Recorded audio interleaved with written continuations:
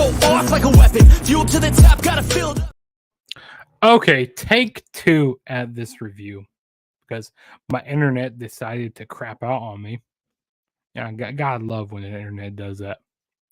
But nonetheless, I'm your host, Juggernaut097, and today I'm here to do my AEW Full Gear 2023 review. So, AEW Full Gear was last night, November 18th, 2023, live on pay per view. And it was live from the Kia Forum in Los Angeles, California. So, overall, I thought this was a really, really enjoyable pay per view, like top to bottom. I was on the edge of my seat through the whole night. Like from everything that happened, like from the ending match on the pre-show going up to the main event, I was like, "What's going to happen? Like, what's going to be happening here?" Like, I just had me wondering in the back of my mind, "Oh, is the Devil going to show up? Like, is MJF going to be able to wrestle? Like Adam Cole can't wrestle; he has a broken leg. Like, all these things were running through my mind throughout the whole show, and this was one of the best pre-shows I've seen. I don't really say a lot. I don't really care about pre-shows or 0 hours, but this was really fun. Overall, I thought it was a really good show. You know, Hangman Adam Page and Swerve Strickland, they had a crazy match, crazy death match. One of the craziest death matches I've seen this year. That ladder match was good. MJF and Jay White was good. I mean, this whole show was just fun. I enjoyed it. So let's quit wasting time and let's go ahead and get started with this review again. So the first match that kicked off the 0 hour was Eddie Kingston defending the ROH World Championship against Jay Lethal. Yeah, I thought this was just your average ROH TV match. I mean, they were in Los Angeles, so during this, they're in LA time. There wasn't much fans in the whole arena right now, so there wasn't a lot of people that care about this match. And they got that ROH pay per view coming up here in December, Ring of Honor Final Battle. So hopefully they don't end up doing like Eddie Kingston and Jay Lethal for the main event because I don't really want to see that. But Eddie Kingston ended up retaining his title here. Nothing too crazy. We'll move on to the next match. Then the next match we had was Buddy Matthews going up against Claudio Castagnoli. So Buddy Matthews of the House of Black going up against Claudio Castagnoli of the BCC, Blackpool Combat Club. A fine match, just an average Dynamite match. Claudio ended up getting the win. Claudio tried to, he wanted to show him some respect, but Buddy Matthews wasn't having that. He wasn't showing he didn't want to show any sportsmanship. So, yeah, I don't know really what else to say about that, but the main event here of the 0 hour, this is what I watched this 0 hour for, was for the ROH World Tag Team Championship match. We had MJF defending the ROH World Tag Team titles, and he needed the partner because Adam Cole, he's still injured, he still has that broken leg, so he's still unable to compete. So he was looking for a partner, and it ended up being Samoa Joe. Which Samoa Joe, he wants something in return. He wants to have a rematch for the AEW World Championship. So if MJ picks him, then that means Samoa Joe, basically gets a shot for his title in the future. So they were going up against the Guns here. This was a fun match. MJF, he did some really nice work in this match. Did some really good selling. Well, he said, why re-upload? Well, my internet crashed on me, and I like, what? I don't like the way my first review is going, so we're just gonna restart it from the beginning. So that's what we're doing right now. That's why I'm going live with this again, because my internet decided to take a shit on me. Gotta love technology. But yeah, the Guns, they were doing a lot of hill work in this match. A lot of double teams, trying to cut off the ring. Samoa Joe, he was very cocky in this match. I mean, it was a good match. It was very enjoyable, but I mean, I had no doubt that MJF and Samoa Joe were going to win here. And after the match, Samoa Joe, he just got out of there like quickly. And Also, Adam Cole he came out to the ringside. Excuse me, Adam Cole came out to ringside, which the fans really popped for that. They liked that. And MJF was, or Adam Cole was cheering on MJF. You know, his bruchacho, his best friend here. Uh, I thought that was pretty cool. Yeah, they were kind of celebrating stuff, but after the match, MJF he gets attacked by the Guns again. They start working on MJF's leg and knee and all that, and then MJF ends up getting carted off into an ambulance. And MJF tells Adam Cole, "Don't let him take the titles from me. Don't let Jay White take the title from me." So Adam Cole, you know, throughout the night, he was just trying to, wheel and deal, you know, make some things happen. He talked to Tony Khan, and they ended up making because they wanted to give the title to Jay White, but Adam Cole came out. He says, "No, you're not going to do that." He says, "I'm going to step in the spot for I'm going to fill in for MJF." So, so in the main event, we're going to have Adam Cole defending the title against defending the AEW Championship against Jay White. So MJF retaining the world title the way he did after his ankle being ruined felt a little too superseded to me. Yeah, I could definitely see that. I see that there. I do definitely see that. He's kind of getting on the level of Cena. Um, but yeah, I just love that the way they were like building this up throughout the whole night. Like what, like and like Adam Cole, he can't wrestle. He has a broken leg, you know, like or is the devil going to show up? Is Roderick Strong going to show up? Like what's going to happen here in the main event? I know they just kept on going back. It's like what's going to be happening, which I enjoyed that. All right, and then on the actual card we had was a trios match. So we had Christian Cage going up against Christian Cage, Luchasaurus, and Nick Wayne going up against Adam Copeland, Darby Allin, and Sting.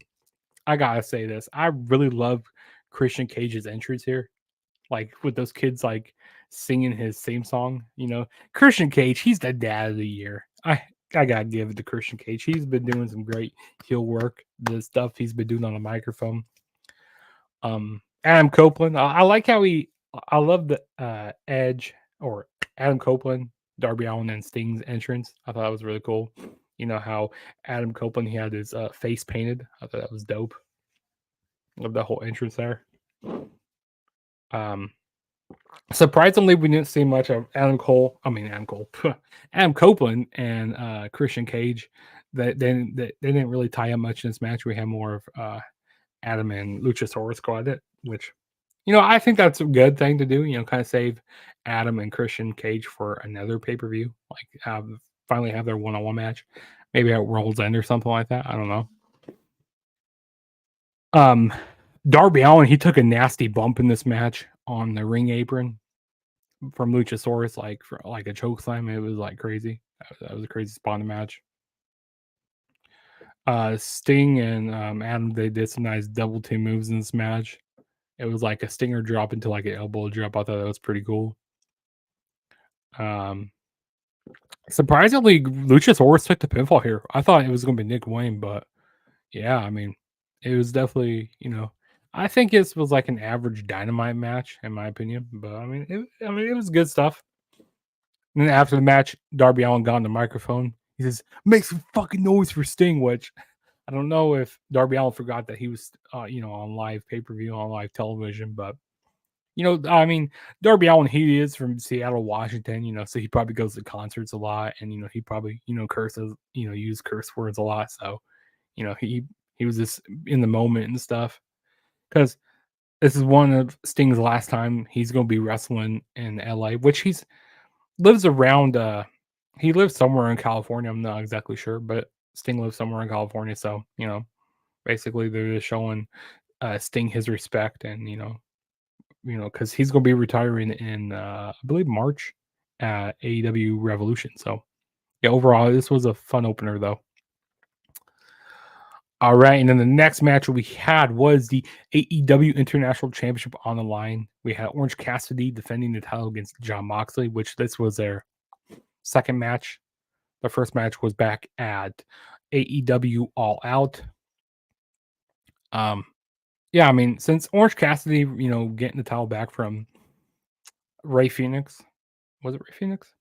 Yeah, it was from Ray Phoenix. Since him getting the title back from him, Orange Cassidy really hasn't been the same because he didn't take the title off of John Moxley, so Orange Cassidy really hasn't been able to sleep at night. And then also John Moxley, he's tired of being disrespected. After Orange Cassidy, taking the easy way out, so Orange Cassidy agreed to doing this rematch here. Now, I don't think this match was as good as their all out match, but I mean this was fun stuff. I mean, Orange Cassidy, he had answers to everything that Moxley was doing. Even putting his hands in his pockets. I think it was funny on commentary how they were saying it was Nigel McGuinness saying, "What's the over under on John Moxley? How long is it going to take for John Moxley to bleed?" I thought that was pretty funny there. But yeah, Orange Cassidy, he ended up retaining here, which was quite surprising. I thought they were going to give it to Moxley because Moxley, he ended up losing the title like on him to Ray Phoenix when he got dropped on his head, which I didn't think that was supposed to happen. But yeah, Orange Cassidy ended up hitting like a whole bunch of orange punches to put Moxley away, and that was a match there. So it was good, and it's going to be interesting to see where Orange Cassidy goes with this international championship. Now he can rest easier. Now he can go back to really, putting this international championship, elevating this international championship like he was before his first run with it. So yeah. All right, and then the next match we had was the AEW World's Women's Championship. On the line, we had Hikaru Shida defending the title against Timeless Toni Storm. And I gotta say this, I love this whole character that Toni Storm is doing, like being like this actress like Marilyn Monroe. And I like how like it turns everything like black and white, and like she's all dramatic and all that. This acting that Toni Storm has been doing has been really good. But as the match goes, the match wasn't really anything special. It was I was basically more. I like seeing more of the character work of Toni Storm in this match, and that Luther, he ended up trying to get involved in the match. Ended up getting a whole bunch of getting beat up by Hikaru Shida with a kendo stick. And then Toni Storm, she ended up trying to cheat a lot. She ended up putting a pan down the back of her tights. And then Toni Storm hitting her hip attack to become new AEW Women's Champion. So, I'm happy that she's AEW Women's Champion. AEW Women's Champion for the third time. She deserves it. Hopefully, they can do better with this women's division because they need it. They need to quit hot potato in this title around and actually build this women's division. But yeah, good match here. I mean, it wasn't that good of a match. I mean, but yeah, next match we had was the AEW World Tag Team Championship in a four-way ladder match. So we had Ricky Starks and Big Bill defending title against LFI, FTR, and the House of Black. I gotta say this match was fuckery here. This is crazy stuff that they were doing here. Brody King, he hit a crazy spawn match on a bridge ladder. What's up, WOW Nation? He said Raider Nation. Yeah, you Raiders fan? You live out around Las Vegas. Chiefs Kingdom baby over here. Chiefs Kingdom. Hopefully we win tomorrow night. Beat the Eagles. But yeah, we're not talking about football right now. We are talking about AEW Full Gear. But it's nice to see you, man. But yeah, Brody King, he hit this nice Gonzo bomb on a bridge ladder onto Drew Listico in the match. Cash Wheeler, he hit a pretty nice high spot, one of the best high spots in the match, onto Brody King on the bridge ladder. Malachi was doing some pretty good stuff in the match. I like the ending sequence when we had Dax and Ricky Starks going at it on the top of the ladder, and then Dax ended up getting knocked off the top there. I thought it was good. But yeah, Ricky Starks and Big Bill ended up retaining the titles here. Which I think that was pretty cool that they did this in a ladder match. because these past few pay-per-views that they've been doing with like multi-man tag teams, um, it kind of gets boring to a point. So, and when you have all these different teams in here, like with all these different skill sets and um, all these different styles, it makes good for a ladder match here. So I thought that was fine to do it here. But yeah, this was definitely this was a fun match. I really enjoyed it. All right, and then the next match we had was basically a match here to like bridge the gap to the Texas Death Match. We had Chris Statlander defending the TBS Championship against Julia Hart and Sky Blue. And I gotta say this here, this match was a lot better than the AEW Women's Championship match. And I gotta say, it was Eric. He said earlier on my video, he said that Julia Hart and Sky Blue, they haven't been improving so much, which I agree. They've been really improving here. The early few moments in this match weren't like, they were kind of cold a little bit here, but the later few moments in this match were like really good. Chris Statlander hitting some really nice, deadlift suplexes, really nice suplexes in this match. Really nice offense between Julia and Sky Blue in this match. I thought that was good.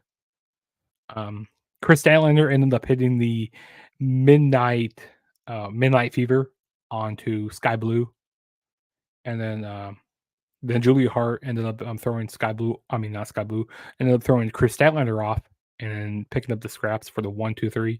And new TBS champion is Julia Hart, which I thought they should have gave her the title back at Wrestle Dream. But hey, I'm happy they gave her the title here. Julia Hart, the new TBS champion, and we'll see where this goes. And like I said, this TBS division or this TBS women's division has been a lot better than the AEW women's division. Like, I mean, if you want to argue with me, we can go back and forth, but I don't know. I just like this division. I like what they're doing here. And then the next match we had was the Texas Death Match. We had Hangman Adam Page going up against Swerve Strickland, and this is their second match. Their first match was back at Wrestle Dream, and their Wrestle Dream match was basically an appetizer. This right here, this was the entree. You had everything here. This was this gory match here.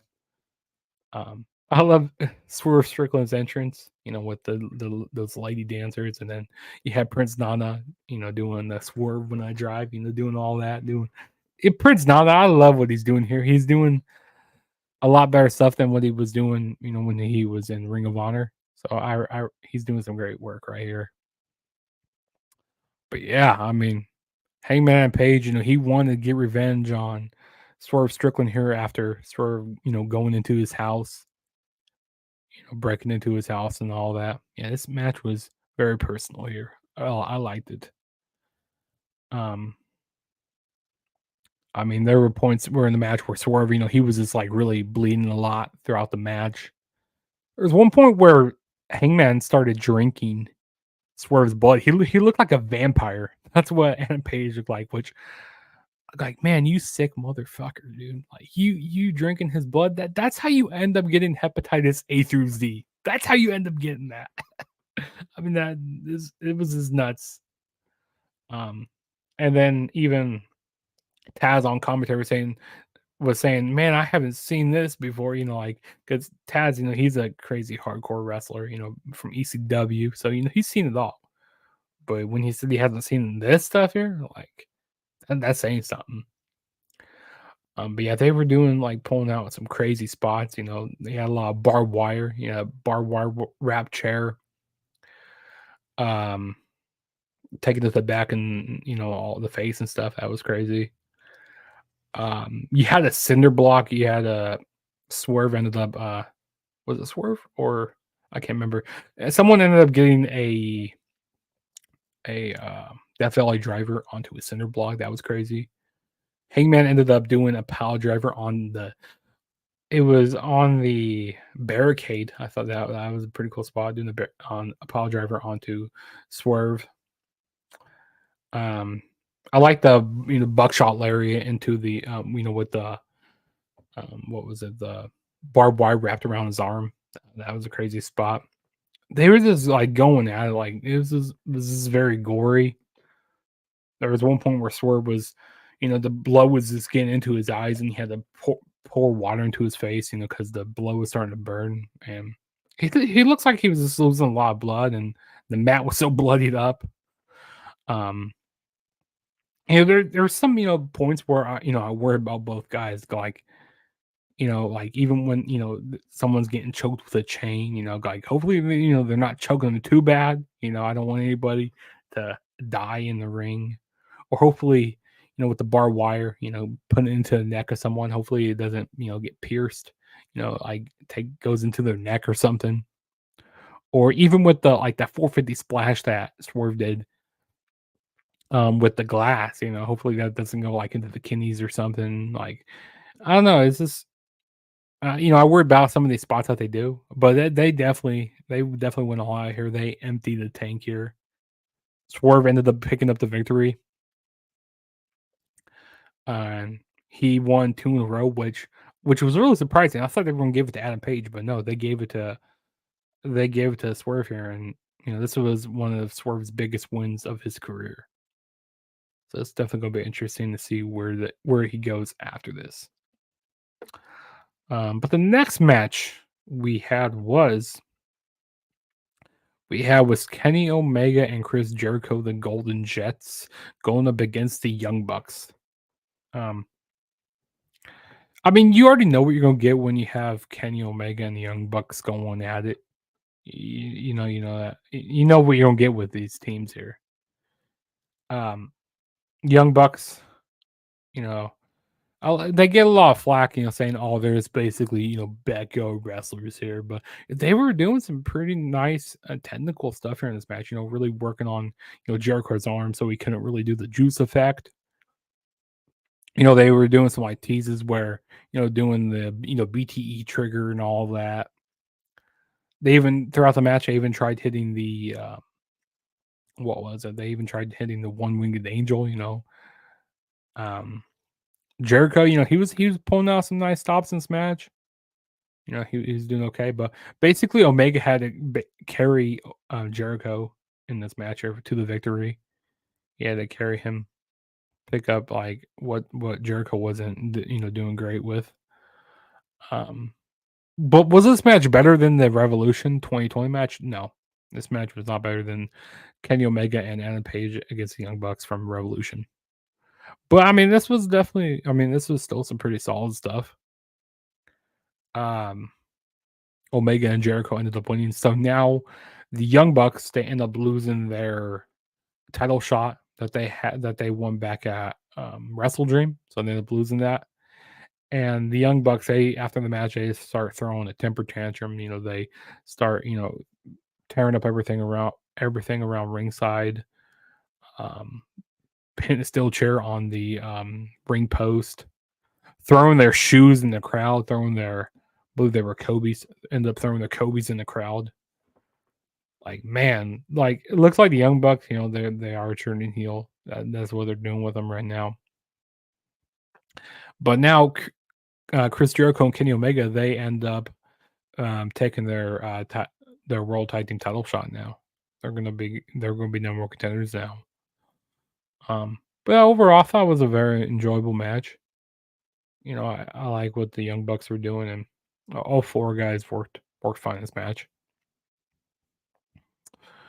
And then the next match we have was the main event for the AEW World Championship. So, as we go back to before, on the 0 hour, Adam Cole ended up taking the spot of MJF, but he came out.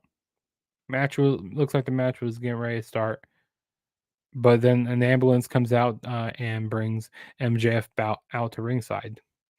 This kind of gives me vibes of Survivor Series 1999. I don't know if anybody else got that same vibe, but that's what this kind of felt like, Survivor Series 99-esque. Yeah, so MJF, he has his knee wrapped up. He's hobbling down to the ring. So he ends up doing the match here. I don't know. It was just different. It was more like a lot of storytelling in this match. I wish they didn't have like do that whole injury spot. I wish that they just had MJF and JY just go one on one straight up with each other.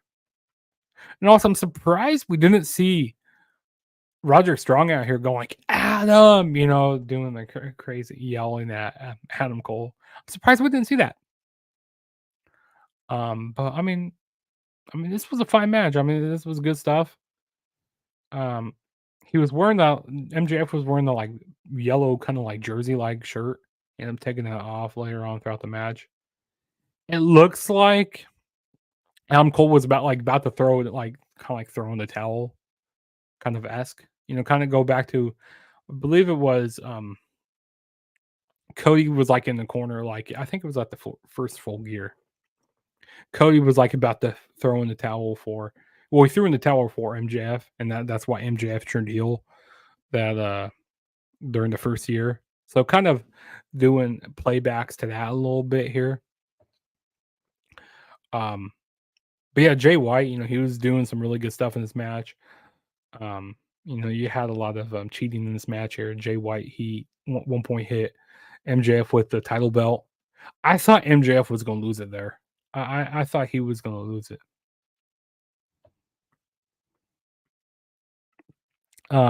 He said didn't he hit the kangaroo kick even though he was supposed to hurt his knee? Yeah, he did even hit the kangaroo kick. Which, like you said, Eric, he kind of this is like Super Cena-esque a little bit here. He was just being like he's being overpowering here, Like no person in their right, like no one person would be able to do this. But MJF was. But yeah, MJF, he even tried using the dynamite diamond ring in the match. And they were looking like there were little teases like, oh, maybe Adam Cole was going to give the diamond ring to Jay White. Looks like Adam Cole could have signed with went over with Jay White and stuff. But MJF, he ended up retaining his AEW World Championship, ended up getting it back. And then MJF and Adam Cole after the match, they were celebrating. We didn't see any signs of the devil, which I was kind of disappointed a little bit. I thought that we were going to see the devil, but maybe we'll see. We'll get more answers this Wednesday. I'm still wondering like who the devil is. It could be Adam Cole. It could be Roderick. There's so many people it could be at this point, but it's definitely interesting to see. What directions are going to be going here. But yeah, MJF retained. Wasn't your typical main event the way that I thought was going to go, but it was good stuff. So that was my AEW Full Gear 2023 review. I appreciate everybody that came on in the chat. Eric Douglas, I appreciate you in the chat. WOW Nation. Hey, if you guys ever checked out WOW Nation, definitely check them out. They do some really good. They talk about wrestling. They do some good reviews, good predictions. They do really good stuff. Talk about wrestling. So definitely check them out. But yeah, overall, I really enjoyed this. If I had to pick a match for you guys to go back and watch if you haven't watched the show yet, I would definitely say the Texas Death Match. Go watch that match. That match was match of the night, in my opinion. Now was this pay-per-view better than Wrestle Dream? No. I believe Wrestle Dream was a better pay-per-view, but this was still fun stuff. And also, if this is your first time ever checking out my channel, hit that subscribe button. That will really help me out a lot. I'm on the road to 700 subscribers. Also, go follow me on my social media platforms. Go follow me on Twitter and Instagram or X. Sorry. Go follow me on X and Instagram at TheTrueJSB. You can see right down there. See my social media right down there. Definitely go do that. Also, some videos that are coming up in the future for you guys. I'm going to be doing a Survivor Series retro review later on this week. I also have my Survivor Series predictions. And also, I'm going to be doing a vlog for Survivor Series because I'm going to Survivor Series 2023 in Chicago, Illinois. So you will be seeing a sorry, my eyes were watering there. You guys will be seeing a vlog for that show. So that's gonna be fun. I just decided to buy the tickets at the last minute. So yeah, I'm gonna be going to Survivor Series. Gonna be Survivor Series War Games. So definitely stay tuned for my vlog that I'm gonna be doing in Chicago. But yeah, this was definitely a fun show, and you know, before I bid you guys adieu here, warm up that too sweet, and I will see you guys in my next video. But before that, I'm gonna too sweet you guys. Bam, too sweet. Yeah, subscribe to Juggernaut 097. Like I said, I'm on the road to 700 subscribers. Like, comment, go down in the comments. Let me know what you guys want to see on my channel. And this is your boy Juggernaut saying peace out. See you guys in my next video. So peace. Too sweet.